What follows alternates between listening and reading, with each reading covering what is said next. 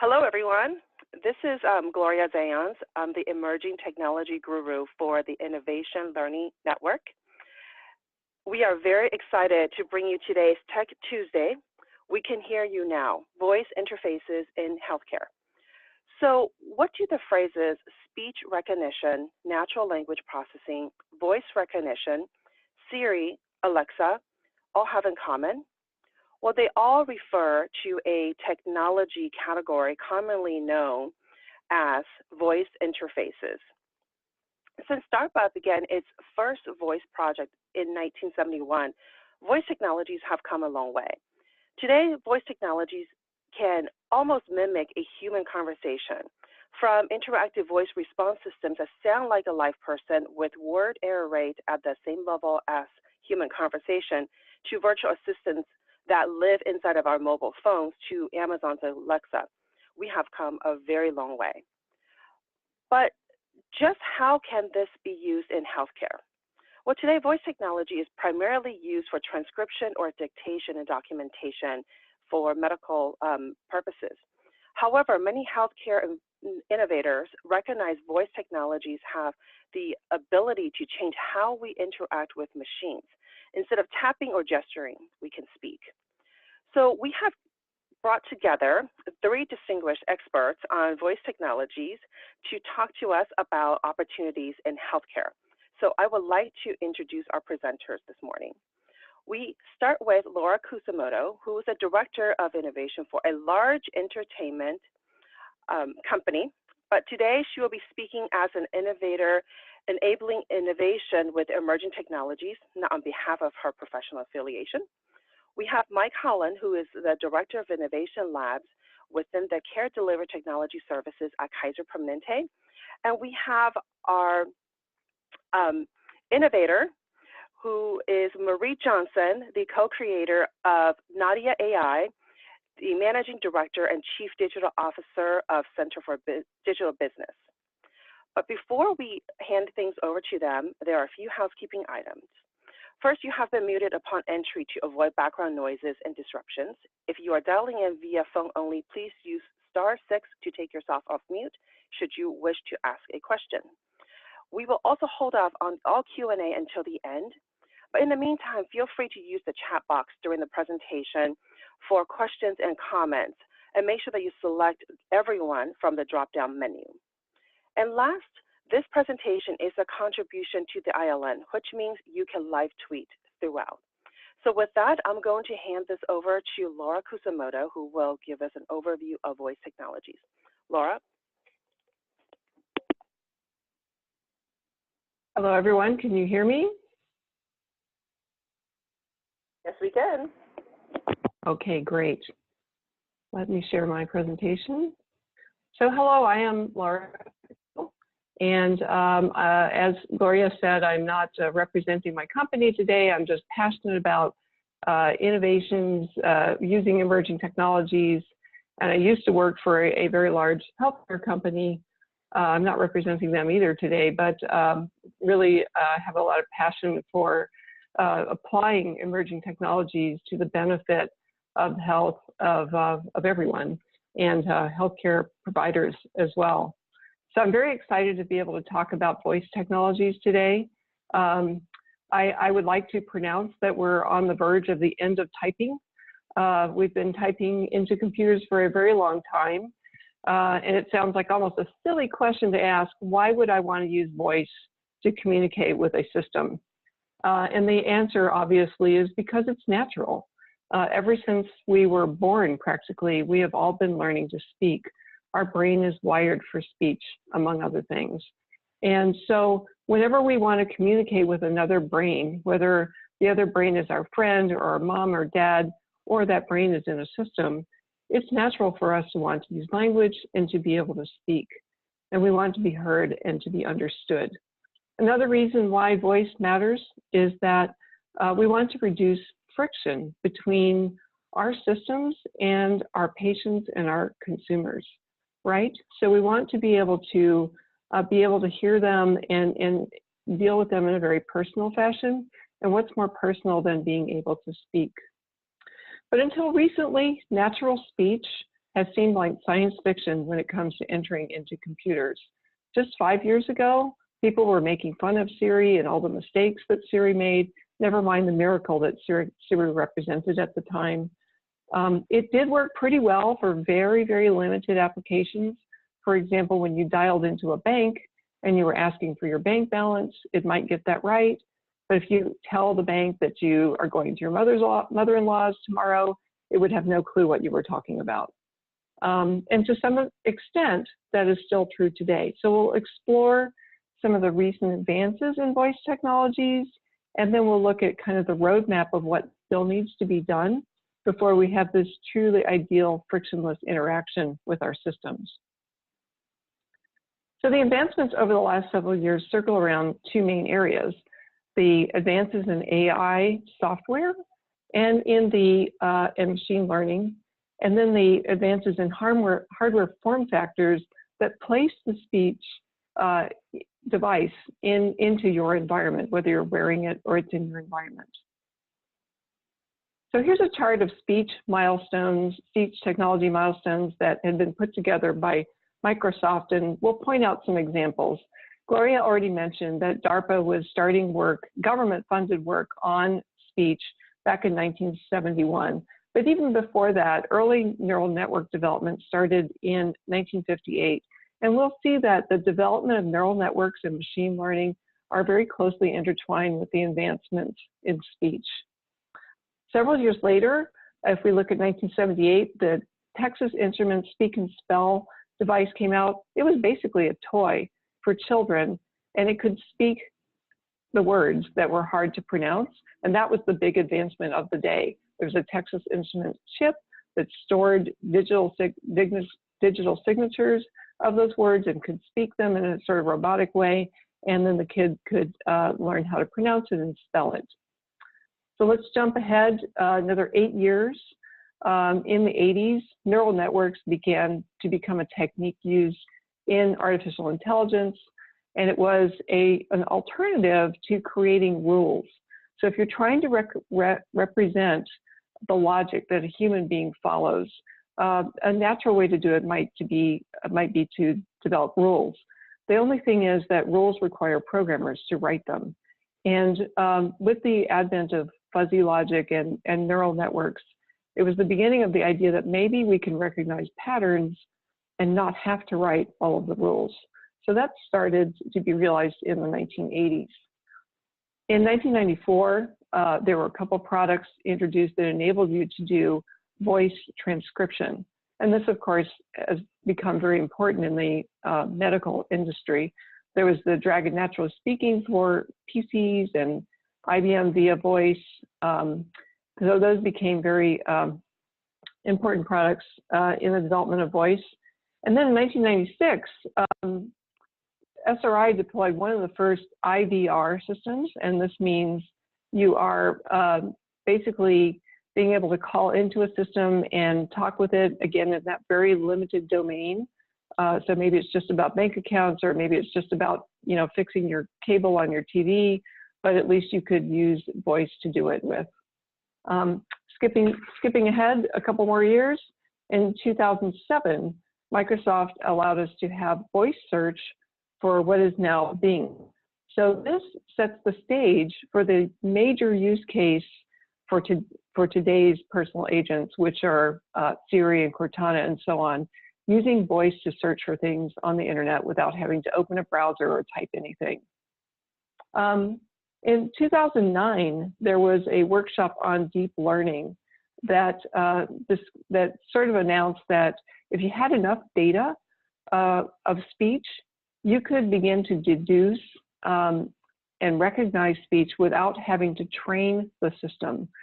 So remember, I was talking about the advent of neural networks and pattern recognition.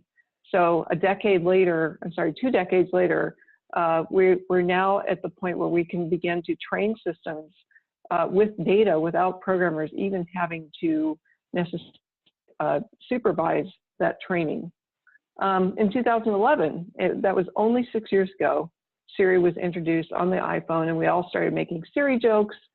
And then in 2012 and the following year, there were rapid advances in various kinds of neural networks and deep learning and machine learning that enabled unsupervised learning and other advances that have led to today where Microsoft does have the Skype translator, and every major company has a translation program that's available on your smartphone. And transcription, automatic transcription, is beginning to reach parity with human understanding. So a benchmark was reached in 2016 for that. But what are voice capabilities? There are quite a few. This is a list of some of the things that are going on in a voice technology system. We won't go deep into these technologies, but I think it's important to recognize, if you will, the parts of voice technology capability. One of them is the recognition, and that is really looking at the signals, the voice sound signals, and breaking them into parts of speech. Now, and that may be transcribing them into text, or it may be transcribing them into units of sound called phonemes. There are today some speech systems which actually bypass the recognition into parts of speech and go directly to meaning, but most of the systems do go into parts of speech, and then a later system for language understanding takes the parts and puts them together to figure out what you're trying to say. There's speech transcription, which again converts that to the text or the phonemes. There's voice identification, and this is analysis of that audio signal from the voice to determine who is speaking. And it may also have aspects of demographics. It may identify, is the speaker male or female, and are there may be age demographics that you can get from that as well. But voice identification has become an important biometric technology so that you know that the person speaking to you is who they say they are, especially combined with other verification techniques. Language understanding, again, is understanding when you get all those parts of speech, what does it mean? And the understanding that our systems today have of the meaning is rather shallow.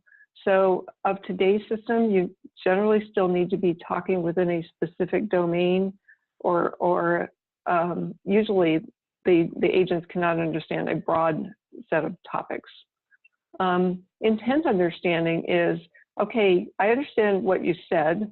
You said, I want to go to the circus today, but maybe we don't know what today is. We don't know where you are, and we also don't know what you meant by circus. You might have meant going to school, you might have meant going to work, or you might have meant actually going to the circus. So the intent understanding is putting all of that together to understand what the person intended to say so that you can compose some kind of answer. Then there's sentiment analysis. How does the person speaking feel? Are they agitated? Are they angry? Are they calm? Sentiment analysis is not an entirely reliable technology today, but it is moving along very fast, again, because of advances in machine learning. Language translation obviously is advancing to the point where it's becoming a practical tool, automated language translation. And obviously that's taking those parts of speech and translating it either into a standard language and then into another language, or directly to the other language. Those are the two different paths of language translation. Then there's speech production. That means synthesis, or producing recorded sounds in the correct order so that you can understand, the listener can understand what you said. Text production also is another output of voice technology. That means just providing a text answer. So as I said earlier, the accuracy of voice technologies is increasing very rapidly.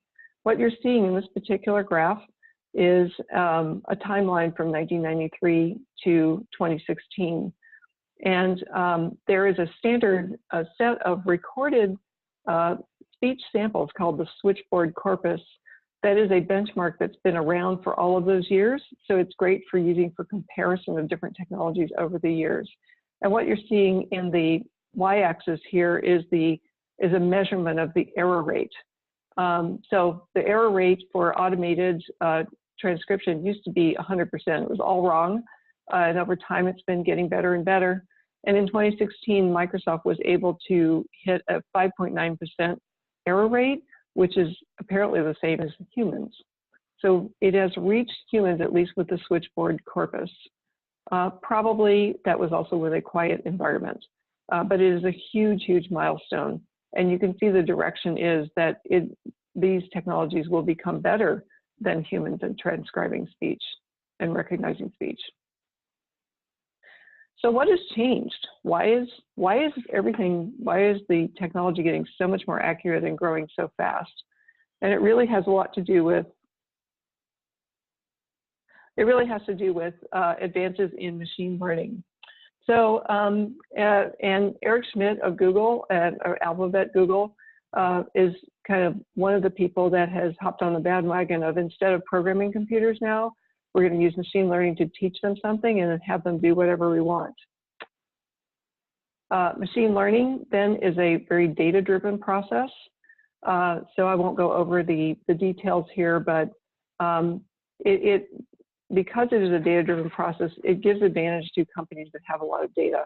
That's why Amazon, Google, and other major companies have an advantage, because they're able to run their systems through a lot of available search data or commerce data to come up with understanding of what people want to do. For every speech application that you see, you will see that there are many different modules that are all using different machine learning components. So there are multiple machine learning models for speech recognition, multiples for translation, there are some for speech to text, etc. So it's not just one giant machine learning module that runs the whole thing, it's a bunch of modules that may be combined. The second area of advances are in hardware. Clearly, these hardware devices are making it possible for you to speak to them. They have microphones, they have speakers, and they are in your environment, whether they are cars, watches, in-home speakers, or even robots, which are still on the fringe, but they are out there as part of the interfaces with voice. And just very, very quickly, here are some examples of some products in this area which are taking unique approaches. Houndify is a music recognition product. It comes from a music recognition product. They spent 10 years recognizing music and used that research to create a speech-to-meaning technology. So they bypass analyzing the parts of speech and do a very quick recognition of what you meant when you ask a question. And they're able to handle multiple and complex questions. And they have a very deep ecosystem of apps so that they know a lot about GPS and where restaurants are and where hospitals are, what the weather is. So they're able to combine that data very quickly.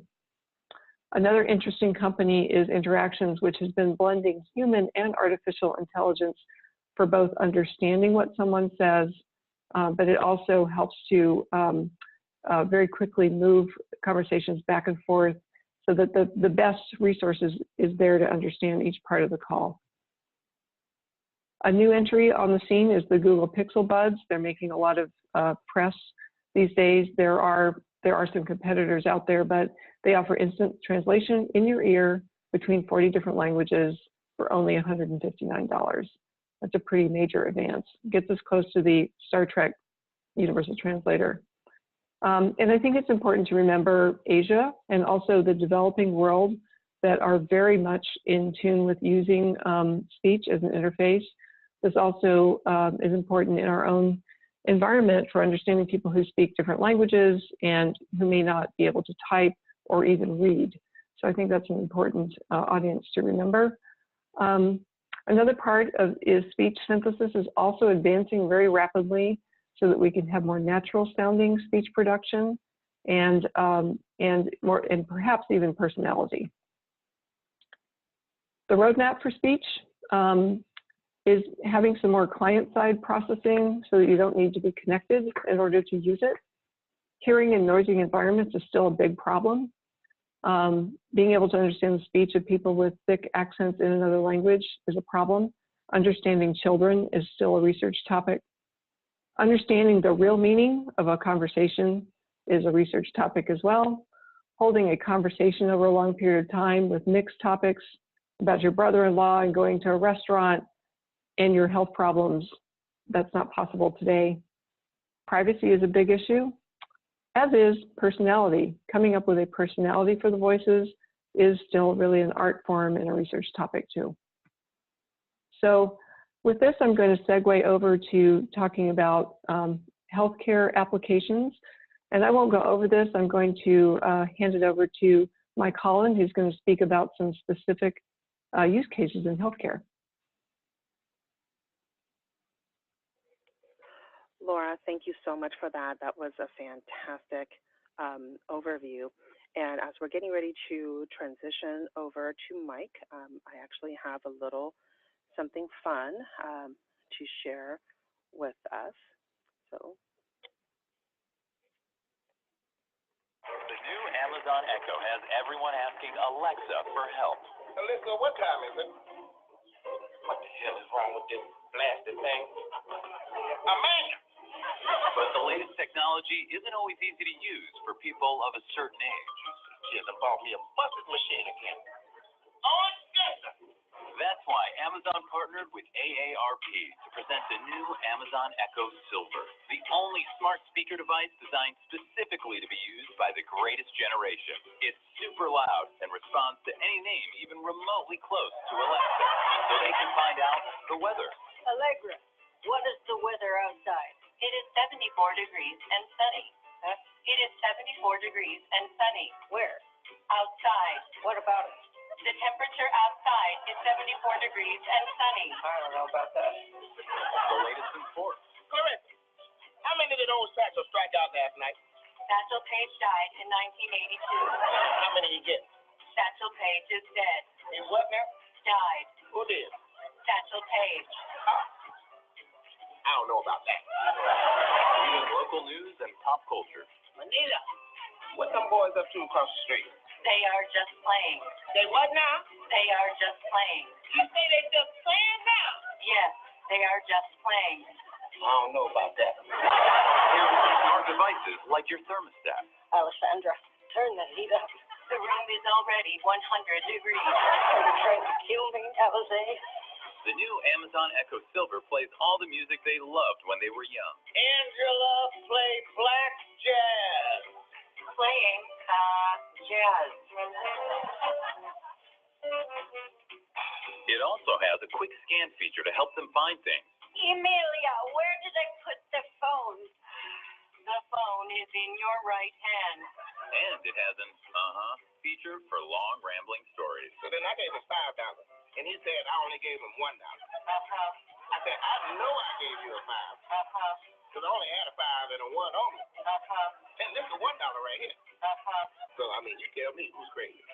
Amazon Echo Silver. Get yours today. I said get yours today. To order Amazon Echo Silver, send a check or money order. So that's just a little example of Saturday Night Live's how they're using voice technologies. And I'm going to hand this over to Mike. Okay. Thank you, Gloria. It's a tough act to follow. I think, there we go. Okay.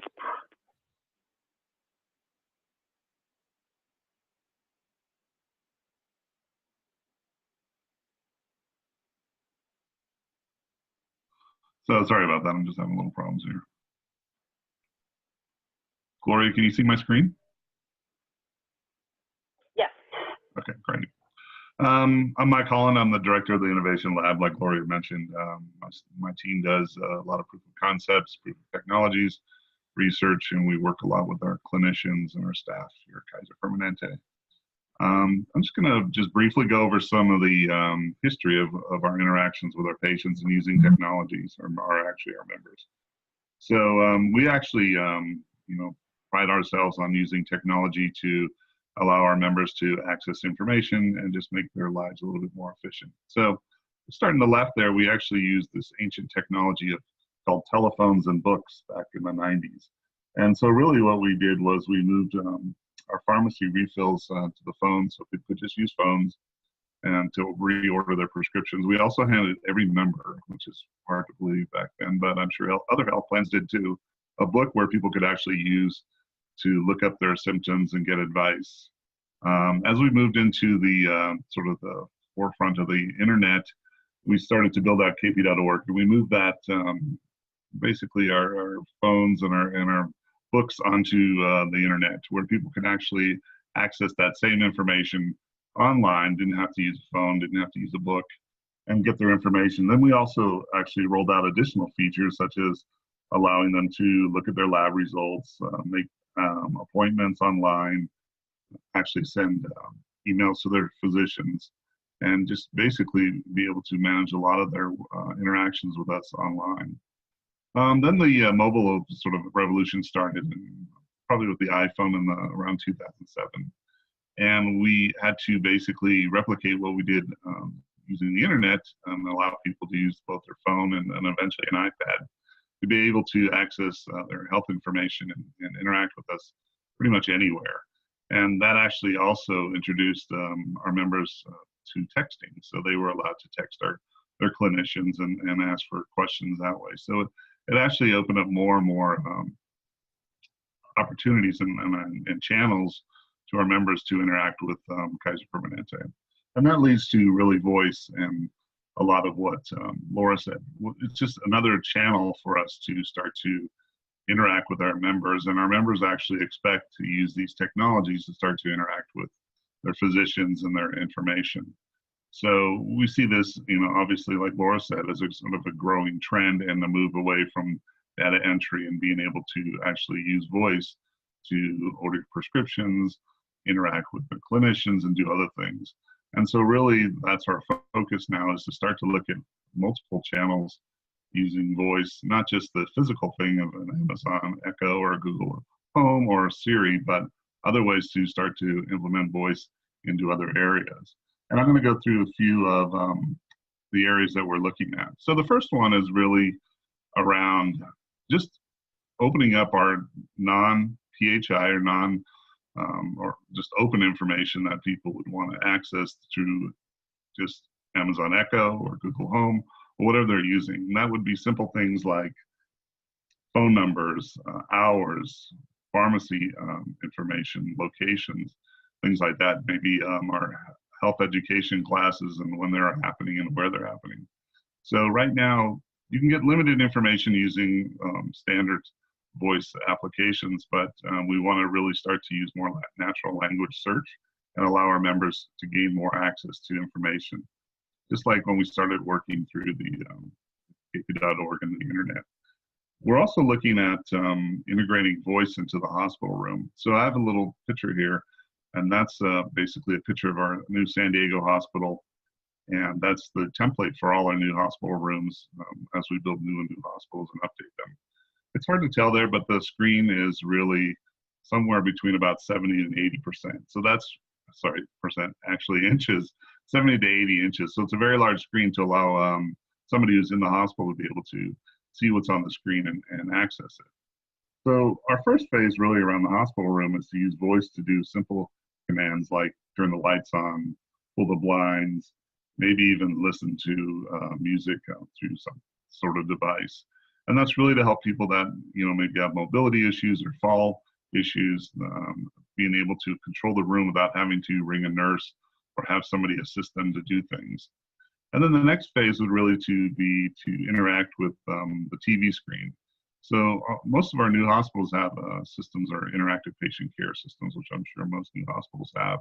And that allows the patient to access the internet, watch movies on demand, almost an infotainment system, order drinks, maybe Jello or food, but that system actually has a keyboard or a small keyboard device to allow the patient to do that. That keyboard is somewhat cumbersome. It has to be cleaned, and it's not always functionally easy for somebody who maybe has mobility issues. To use voice to be able to command things on the screen to allow them to do things rather than having to key it in using this keyboard would be a much more efficient way of allowing our members who are in the hospital to interact with the system itself. And then phase 3 would be, and this is a little bit more complicated, and I'll get into this a little later, and that would be to allow physicians to come in as they're seeing patients and use voice to pull up information onto the screen, say an MRI result or an X-ray result. So that would be a little bit more of the long-term phase of this work, is to really allow our clinicians to interact using voice to pull up information onto the screen. The next feature would be to start to move all the features that we have currently on our mobile application on kp.org. That means appointments, pharmacy refills, lab results, and moving that to a voice system. So if somebody's at home and they have, say, a Google Home equipment right next to them while they're watching TV and they want to see, make an appointment for something, they can actually call up and do that. That work is a little bit more sophisticated than the previous two use cases that I mentioned. We have things like, and I'll get into this on the next slide, really around security and authentication. These are very paramount issues with Kaiser Permanente. We value security as the utmost highest thing that we do, and we want to protect our members' information. So we have to look at that, and that especially starts to come true when you start to access PHI or personal health information. The next application would be, and I have a little Android phone there, is we have a mobile app, and this is just the start of it, but we have a mobile app that's dermatology focused in Southern California, and it involves filling out a questionnaire. And we found that a lot of our members, when they fill out questionnaires, they get frustrated on a phone or even an iPad or a tablet because of the keying. And they end up, in some cases, calling our member services area and having to do the questionnaire over the phone. So it's not really efficient for both our members and our staff. So we're looking into introducing voice into using that for filling out questionnaires. So in this case, maybe it'll be Google Assistant or Siri, and to allow that to access the back end to allow our patients, our members, to fill out questionnaires. And in this case, it'll be a dermatology questionnaire. But however, that's an application that could be used in future situations for questionnaires. The next use cases are a little bit more complex. And just like Laura said, they involve more of the AI or the interaction around voice and using more of the agent technologies. And these are more futuristic, I would say, and they're not happening tomorrow, but we're starting to look into them. And the first one would be to take that HealthWise book that we used to hand out in the 90s and really put that into a situation about using voice and allowing our members to basically interact in more of a chat position with our organization using symptom checkers. They can ask questions about how they're feeling and then get advice that is already pre-written by our physicians through this our HealthWise book back in the day, and get advice around how to treat simple issues at home, and then possibly interacting with setting up appointments or actually qualifying appointments with messages to their physicians. So this is a little bit more sophisticated. Obviously, it's more about interactions with our members and helping them go through situations rather than typing and having more of that chat environment. The next use case is really around moving the physicians away from keying into our EMR. And just like Laura mentioned, we at Dragon, but this is a little bit more sophisticated than just data entry. This is both data entry and agent technology running on the behind the scenes with our EMR, and having the agent being able to pull up information, order prescriptions, and do things for the physician while they're having more of a one-on-one conversation with the patient. So this gives more of a more positive interaction between the patient and the physician, where they're more or less engaged, and in the background, the EMR can basically be taking both the dictation from the physician, but also helping the physician by pulling up different screens or pulling up information for the physician. And then at the end, allowing the physician to approve it all before submitting it into the EMR. So this is a project that we're just starting. The last one is really around looking at, and this is sort of getting back to Gloria's video from Saturday Night Live, is really around monitoring maybe seniors to some extent, and people that have chronic conditions like diabetes and heart disease. And this is more of a intricate environment where you can start to add in things like sensors and wearables. But essentially, voice would be sort of the command part of it. So people that have, say, diabetes, you can get reminders through, if you have Alexa or another home assistant, to remind people that, you know, either medication, insulin, etc. You can also have reminders about people getting up to walk or move. This is very essential for people, especially seniors that come home from the hospital. It's really essential for them to get out of bed and move, and to do some sort of physical exertion, not to just lay in bed. So those issues can be monitored, and reminders can be done through voice, but they also can send out essentially to the back end emails to, say, the clinician or somebody, a nurse practitioner who's monitoring people at home, to send up reminders saying you need to get out of bed and move. It can also work in just regular day-to-day activity around maybe adult children who are taking care of their senior parents who are still living at home. They can get reminders that their parents took specific medication, they get up and walked, they've opened their refrigerator, and really essentially allowing our senior members or people that with disabilities to be able to live in their home in a more of a comfortable environment. And this is something that we've looked at different companies that are out there. We've talked to different startups that have participated in the diabetes challenge with Amazon and Merck around this work. And it's trying to look at being able to help our seniors or help people that are come home from the hospitals or people that are disabled manage their lives without being intrusive. So, you know, it's more of a futuristic look at sensors and things like that in the home, but we're anticipating that's coming, and we're starting to work on it. So what are the big challenges on some of this work? It's really, security is a very big thing to look at. Like I said, authentication, privacy, people are interacting with Amazon or some other device. You know, where does their information live? Where does their PHI live? Who owns the data? Is it secure? And so those are the things that we worry about. And then in the bigger scheme, when you start to look at, say, the last use case around seniors at home, and I worry about these things around the Internet of Things and hackers hacking into other devices that connect people. And so there's a big scary world out there when it comes to security around that. And finally, and Laura touched on some of this, is around usability.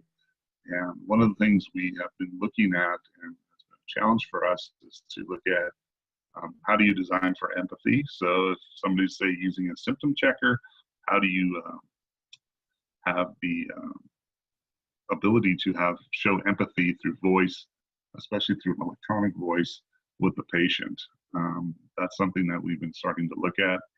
And then we found at our studies in the past that using voices of a family member or a loved one instead of, say, a Siri voice or something like that, especially around seniors, is more comforting, and they're more apt to listen to feedback or reminders from voice-enabled technology. And there are companies now that are out there that are basically, and this is actually a security issue too, that can mimic any voice. So can you change the voices for alerts and things like that to, say, somebody's adult daughter or a grandchild or something like that?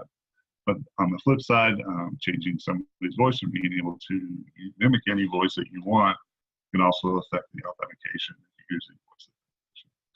So those are some of the use cases, and those are some of our challenges that we're facing right now. So thank you, Gloria, for allowing me to present today. Thank you so much, Mike. So with that, I'm going to hand everything over to Marie to take us through Nadia. Okay, hello everyone, can you hear me? Yes, we can.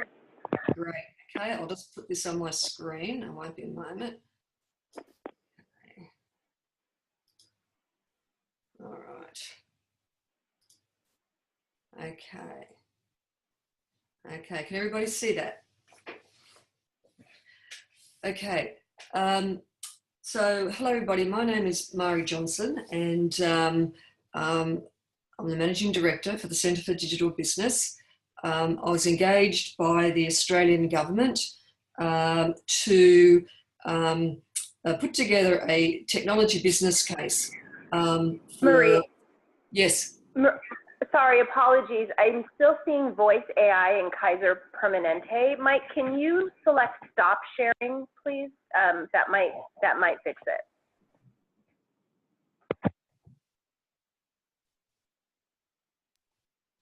I did actually stop. I see Marie Johnson has started sharing screen. So. Okay. Marie, just so you're aware, I'm seeing Kaiser Permanente slides. Ah. And resume share, I might try that. Okay. And I think you might actually be sharing, well, never mind. I'm not sure what you're sharing. It says here sharing is paused. Okay.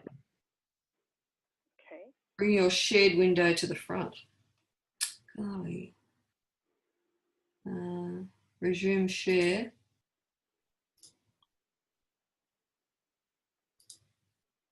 Stop share, and I'll start it again. Share.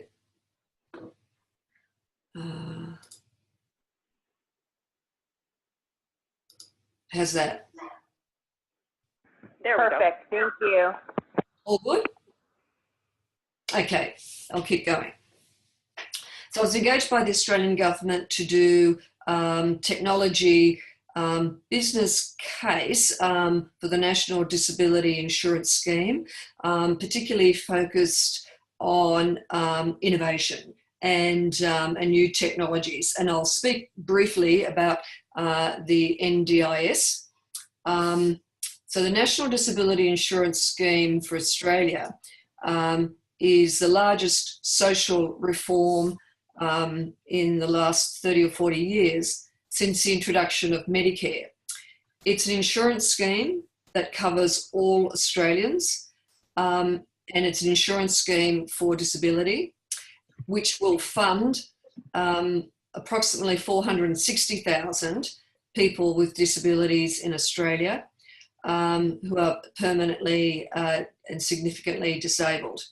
And there is a rollout of this scheme progressively over the next couple of years. And currently, I think the scheme is, I've got a slide up here, but this is a few months out of date. The figures, I think, are about 100,000 people now in the scheme. Of the 460,000 people, some 60% have an intellectual disability. And I'll come back to this point in a moment. The scheme also helps support 2 to 3 million carers and family members, obviously, who are involved in supporting the person with disability. In a couple of years, when the scheme is fully rolled out, it will cost $22 billion a year to provide funded support for the 460,000 people. It's estimated that the scheme itself will generate 70,000 jobs across the Australian economy. And of the $22 billion, around $1 billion is per annum is for assistive technology. My own view is that that could be significantly greater. Anyway, that's another strategy. But I'd like to think about this challenge of the 460,000 people with disability, and that is physical disability, cognitive disability, psychosocial disability, and intellectual disability. What does it actually mean to be able to deliver services in a contextual way for those people with all their needs? So I referred to, when I was doing the business case, to the Convention on the Rights of Persons with Disability, the UN Convention. And this is pretty phenomenal drafting, I have to say, because it actually speaks about augmentative and adaptive interfaces, and for people to be able to access information and services in their own context. So it actually laid down, if you like, a vision for adaptive interfaces to serve people with disability as a human right. And when we think about the current method of delivering services, well, for everybody, not just for people with disability, but overall, we have structured websites, we have structured forms, we have bureaucratic letters that people with cognitive disabilities cannot understand. We email letters to people in the mail who are physically disabled and cannot open them. We have websites that are so complex that people with cognitive disabilities simply cannot navigate. And we have call centres that, even with extended hours, are typically only business hours, and people who cannot hear, and people who cannot speak, and people who cannot understand bureaucratic language, and people who cannot remember. These channels, I believe, are systematic discrimination for people with disability. And when we think about what it actually means for everybody, that the structured world is a paradigm that is no longer sustainable. So for many, many years now, I've actually been speaking about, government interfaces and this very rigid approach where we have complex websites and a whole lot of effort that is taken into account to try to structure all this information into websites, but push the complexity really out onto the citizen and give them the challenge of figuring it all out, only to have people call up the call centre in anguish and frustration because they can't find things. The advent of virtual assistants actually caused me to think about why do we even bother with websites? Why don't we simply just interface with these virtual assistants? And then when we think about serving people with disability, it causes us to think even in different ways about what it means to have natural, empathetic interactions and in context, going back to the point of people's human right. And what does that mean to have, and I like Laura's words, frictionless interaction with systems. And so what we started was a process of really breaking through some thinking. We brought together very, very early on a group within our team, people with intellectual disability, people with physical disability, professional psychologists, carers, in a group which we called our Digital Innovation Reference Group, to work with us and co-design what this new empathetic interface would look like. And what we see here on one side of the screen, on the left side, is literally a drawing that a few people did as to how they would like to interact with the system, to have a face and have some simple words and to have a conversation. On the right side of the screen is a screenshot of the result of that after 12 months. And you can see that we're pretty close. And the way in which we did that was to co-design and co-create with people with disability. So January last year, we brought together some pretty amazing people. I had connected with Dr. Mark Sager from the University of Auckland, who is renowned for his digital humans, the work that he did on Avatar, for example. He actually has an Academy Award that runs the Laboratory of Animate Technologies at the University of Auckland. And the challenge that I put out to a few people was, could we, from a co-design perspective, bring together a digital human and back-end it with a cognitive system and make it work. And we did a proof of concept before actually we went any further. And this was in January in Auckland with my team from the NDIS and Mark's team from University of Auckland and IBM Watson team who came out from the US. And so you see a picture there of Nadia in the screen at the back, and on the right, the picture of the first time that Nadia, being the digital human, is brought to life with the cognitive system being IBM. And that actually is a little video. I won't play it now, but it's quite something to see. So why a human interface? And again, we go back to the purpose of the NDIS and the challenge of a human right, where we're after empathetic, adaptive interfaces.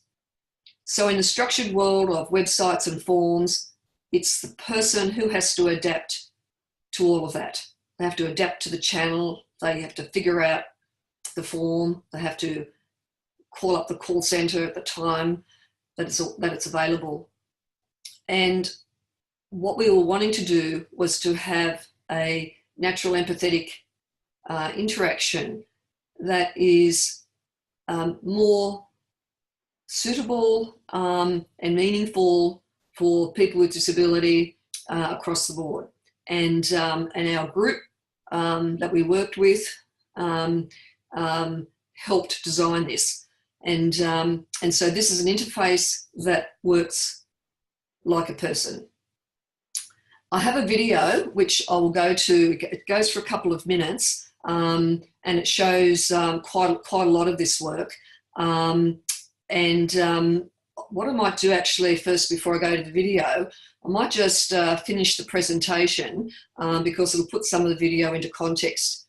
So the co-design and co-creation, this is a breakdown of the different types of people with disability that we had involved in the co-design, as well as every single step along the way. And you'll see here that we have almost 60% of people involved in the design and the co-design were people with intellectual disability. We worked with one of the universities in Australia to actually facilitate the co-design process with the Intellectual Disability Network, and actually worked directly with people in communities co-design. That middle photo that you see there, we had one gentleman who said to us, the person with a intellectual disability, we usually only get asked where we want to go shopping or bowling. Here you're asking us to work with you to help design this amazing computer. And it really said something about releasing people's potential or realising their potential. Co-design and co-creation, the layers that we went through really showed us that AI is not UX, and it's certainly just not IT. The layers of embodiment, we designed personality. We had many personality workshops to get an understanding about what would this personality actually be. Would it be friendly? Would it be over the top? Would it be vivacious? And so we came up with a personality that was warm, forward-looking, and something that was co-designed. So we had people with intellectual disability engaged in that as well. And from that personality, that actually drove a lot of things. the interactions, the way the conversation model was structured, all the questions that we gathered. So this was for all the general questions and answers that people ask, not just their personal situation, but all the general questions and answers. And the way the answers were constructed were co-designed with people with intellectual disability, so that the answers were able to be understood. And this is quite an interesting exercise. The appearance of Nadia, you'll see, you know, the face is easy to interact with. The lips have a certain colour so that people can lip read, and that was tested. And the gestures and the mannerisms were part of the personality, so that as the conversation was happening, it was a very natural interaction. And again, we also tested this with people with intellectual disability. So embodiment was actually a really important part of creating this contextual experience that, that we saw in the UN Convention. Spent a day with Tim Berners-Lee at MIT in the early days, and was explaining to him what we were wanting to do. And he was very interested. In fact, we've done several conversations with him since on the human accessible web and what this interface actually means. What's next? When you see the video, you'll realise that this is more than just a human interface for people with disability. Whilst this was developed for the National Disability Insurance Scheme, and the face of Nadia is used for the National Disability Insurance Scheme, the model has got broad application, and many people have said to us that this is something that can be applied in very many contexts. So moving on from general questions and answers, could we have a conversation where a person with a disability or any person could simply have an interaction with a digital human, and that is effectively the filling in of a form? And so it makes us think about these interactions as new interfaces. The picture there you can see of on the right of the lady in the chair is an actual person who worked with the National Disability Insurance Scheme, has motor neurone disease, and she has a neuroswitch fitted, which means that even though she is locked in her body, her brain still active and was able to interact with the computer via the brain activity. And my vision was for people as with such limited physical interactions as Janet, this lady, to still be able to interact with Nadia and have a very natural interaction. So what I'd like to do now is I might just, go to the video, and I will stop sharing, go to the video, and then I'll start sharing. Just give me a couple of seconds and I'll bring up the other screen. And while Marie is doing that, I just want to note that we are over time. So thank you for those of you who are still hanging on. I'm not sure how much time we will have for Q&A. So if you do have any questions for any of our presenters, please put them in the chat box, and we will follow up via email and on our member site within the next week or so. Okay, now let me see if I can do this. Right, bring that one up.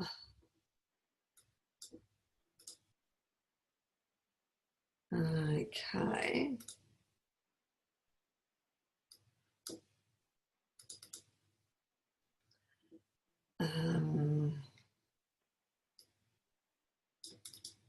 I won't be a moment. Okay.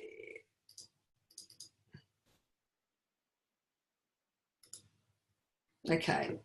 Now, can you see that? Looks good. Okay. I'll play. Hello there. My name is Nadia. In many ways, Nadia is a game changer. Go on, ask me something. I think it's got a really good chance of being something very exciting, but also very important. The more questions and interactions I have, the smarter I become. Kate has been spending all of her spare time learning a new script. It might not be her next Academy Award, but it is certainly challenging.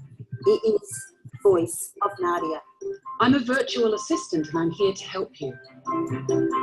This is the bringing together of disability entrepreneurs, the best of the public service, the most brilliant scientists, Academy Award winners in a scientific and creative effort that is really about a higher purpose for Australia. The DUG is Digital Innovations Reference Group, and it's a meeting of minds between disabled people, innovators, the NDIA, and people who work in the area of innovation and technology, all coming together to actually create something fantastic for the NDIS. It truly is a group of people with a need driving innovation, rather than somebody telling a group of people what they need to have their problems solved. And I think that that's just so exciting to be a part of. People in the diverse range of disabilities have helped us out and come together to make sure it is best you can be for a broader range of the community as we could hope for. It's probably one of the most innovative projects in the world right now. She looks like a person, she's a super smart computer that responds in a very natural way. I can hear you, and if you have a webcam, I can see you too. Kate, why did you agree to become the Voice of Nadia? I've had disability very close to me in my family, and the idea of having greater direct access for people across the range of disabilities, you know, I was very excited by that idea. A little bit more friendly. I like the way you okay. put it, that was very nice. I heard that Mark Sager, who's an astonishing computer wizard, was developing the avatar, and so I thought that the authentic connection of the people who were going to be served by the NDIS and by Nadia, the avatar, and Mark's incredible brain, I thought that was a really exciting combination. The agency is creating Nadia because communication and engagement by persons with disabilities with the agency is challenging. I hear many stories about the difficulties people with disabilities have in communicating. It can be forms that are not accessible, websites that are not accessible, letters that are written in government language that people with disabilities cannot read. One of the many reasons I have been creative is to get rid of tens of thousands of government forms that often take hours of people's time to complete. And it's people with disabilities who know best how they want to be communicated with, what types of things are important to them, and what methods of communication work.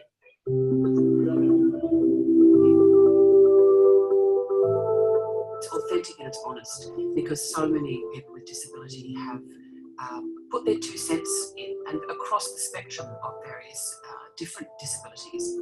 We've been really looking at the power of the human face as really a new type of human-computer interface.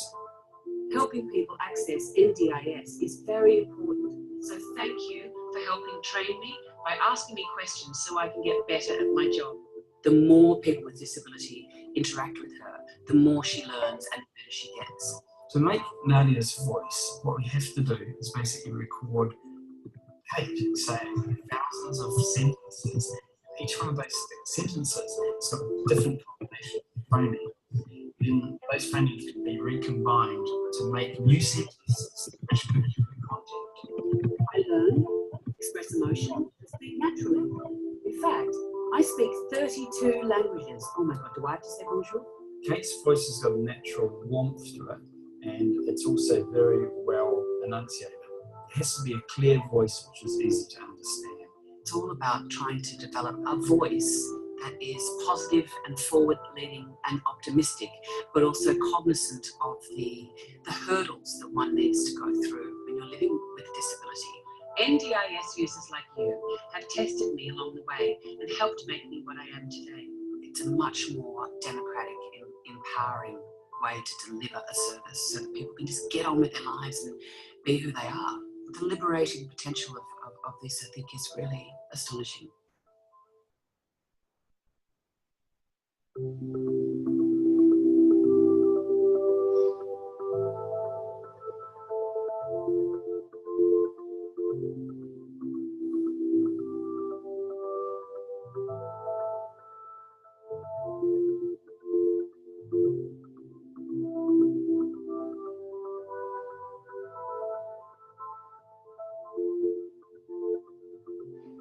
Marie, that was amazing. Okay, now let me see how we now do this again. What do I do now? Stop share and back to you. Well, thank you for that amazing presentation and sharing with us about Nadia. If there's interest in connecting with you, we will put. So with that, I am going to hand everything back over to Cynthia to wrap us up for today. Thank you, everyone, for joining us, spending a little extra time with us on this Tuesday. As a reminder, today's session was recorded and will be available on our member site within 24 hours. That's members.iln.org. Our next session is scheduled for November 2nd, virtual Thursday. Nobody uses the Alzheimer's Association website, designing the caregiver experience for the cognitively impaired. Again, information on upcoming sessions as well as recordings for past sessions are available at members.iln.org. Thanks, everyone, and have a wonderful Tuesday.